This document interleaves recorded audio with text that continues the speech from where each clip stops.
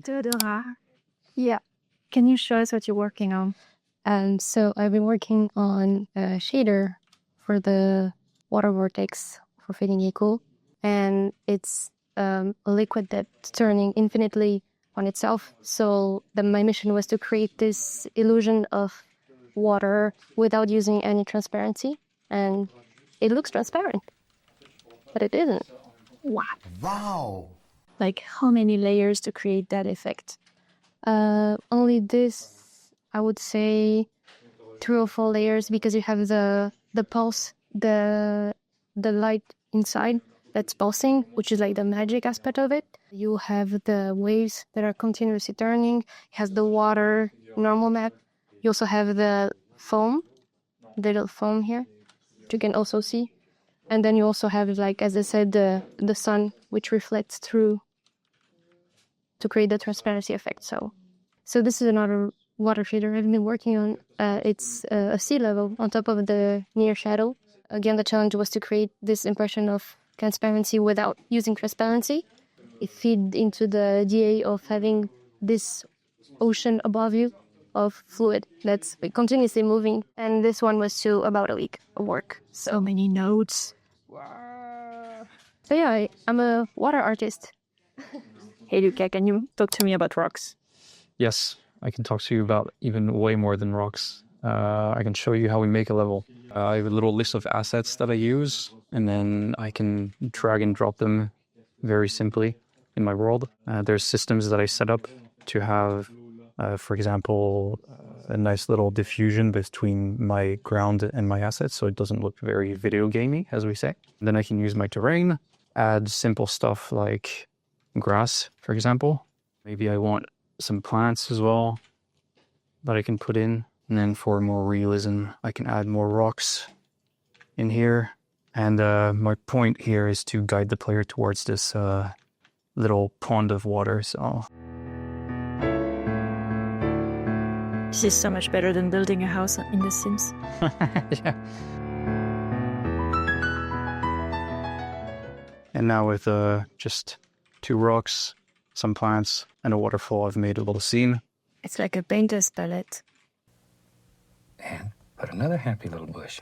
So making one rock can take quite a while. It depends on the asset, obviously. If I'm making a small boulder like this, it'll probably take me a day from beginning to finish. Whereas something more large like this one probably take 2, maybe 3 days between the first concepting pass to the last integration.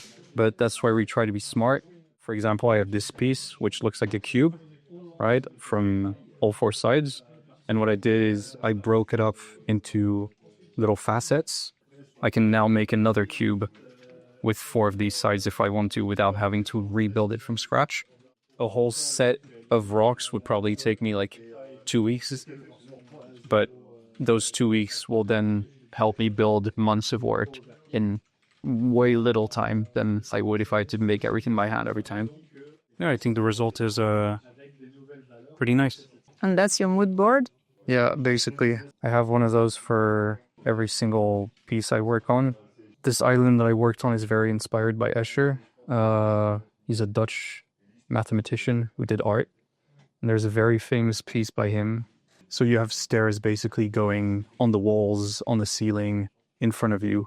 And if you follow any sort of path, you'll quickly see that the gravity just is completely broken. Nothing really makes sense. And I really wanted to capture that for this island that we're building. I took inspiration from it in the architecture and tried to apply the same kind of logic. So Escher is a good artist. Give a tip to an inspiring environment artist. Oof. I would say try to focus on the bigger picture than very small specific things. You're still making a game at the end of the day, so you need to answer game design and level design and creative as questions in general. So instead of focusing on, hey, look, I made this rock, it's beautiful, and on its own it works, but it doesn't work in your game that you're making, try to make something a little less polished, but that works overall and benefits everyone. I think that's a good way to start off and improve on that later on. And listen to your peers. One last question. Lucas, Yes? is it a pet rock? It technically is, yes. Every self-respected environment artist needs to know how to do rocks, so I have little crystals in front of me to remind me of that every day. Does it have a name? It does not. I should probably give it one. Teodora? Yes. What makes a rock a good rock? That it rocks.